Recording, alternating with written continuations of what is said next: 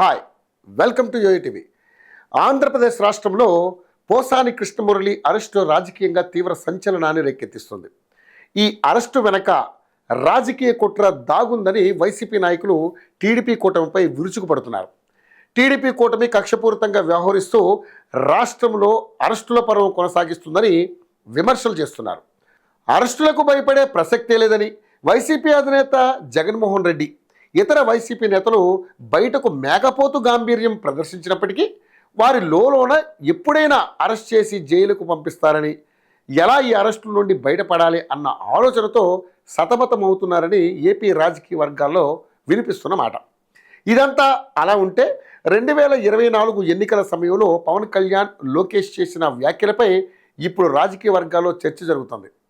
YCP అధికారంలో ఉన్న కాలంలో పవన్ కళ్యాణ్పై వైసీపీ పార్టీ వ్యవహరించిన తీరుకు ప్రతీకారంగా నేడు అరెస్టులు జరుగుతున్నాయని, లోకేష్ కూడా పాత రాజకీయ అంశాలని మనసులో పెట్టుకుని వైసీపీ నేతలపై అక్రమ కేసులు పెట్టడానికి పావులు కదుపుతున్నారని, ఇప్పటికే గన్నవరం మాజీ ఎమ్మెల్యే వల్లభనేని వంశీ, పోసాని కృష్ణమురళిని రిమాండ్ ఖైదీలుగా ఉన్నారని, ఇక రాబోయే రోజుల్లో మరికొందరిని వరుసపెట్టి జైలుకు పంపడం ఖాయమని ఏపీలో చర్చ జరుగుతుంది.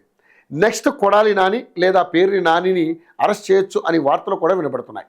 అయితే ఈ అరెస్టుల వ్యవహారంతో భయపడిపోతున్న వైసీపీ నేతలు కొందరు టీడీపీ పార్టీలో చేరిపోవడానికి విశ్వ ప్రయత్నాలు చేస్తున్నారని సమాచారం.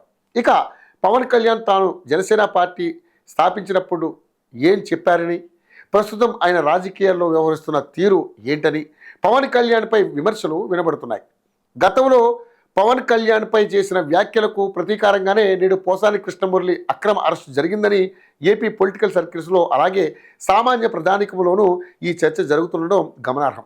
టీడీపీ కూటమి నేతలు అధికారాన్ని చేపట్టాక అరెస్టులపై ఒక పథకం ప్రకారం కసరత్తు చేశాక వరుసగా అరెస్టులకు తెరలేపారని వైసీపీ నాయకులు విమర్శలు గుప్పిస్తున్నారు.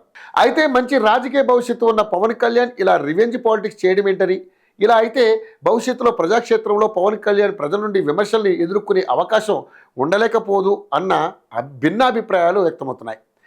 ఏపీలో ఎక్కడ అన్యాయం జరిగినా తన గొంతు వినిపిస్తారని చెప్పిన పవన్ కళ్యాణ్ ఏపీలో జరుగుతున్న పాలనపై మాట్లాడడం లేదని అంటున్నారు.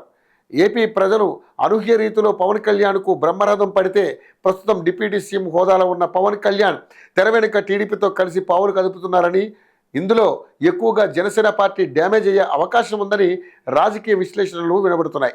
టీడీపీ కూటమి ప్రభుత్వం అరెస్ట్ చేసిన వల్లభనేని వంశీ, పోసాని కుటుంబాలకు బాసటగా నిలవడంతో కమ్మ సామాజిక వర్గంలో జగన్కు మైలేజీ పెరిగే ఛాన్సెస్ ఉన్నాయని రాజకీయ వర్గాల్లో వినిపిస్తున్న మాట.